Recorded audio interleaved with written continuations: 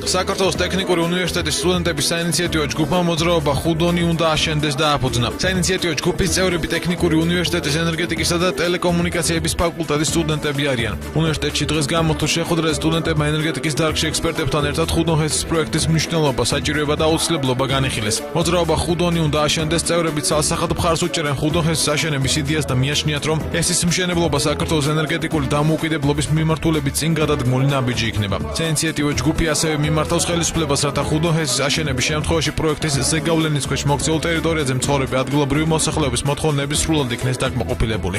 შეხვედრაზე მოწვეული ყავდა ენერგეტიკის ექსპერტები, რომლებმაც განიხილეს და სტუდენტებს გააცნეს თუ რატომ უნდა აშენდეს ხუდონი, მისი ეკონომიკური სარგებლიანობა. ეკონომიკა ვერ განვითარდება თუ მას ელექტროენერგია არ დახვდა გამზადებული.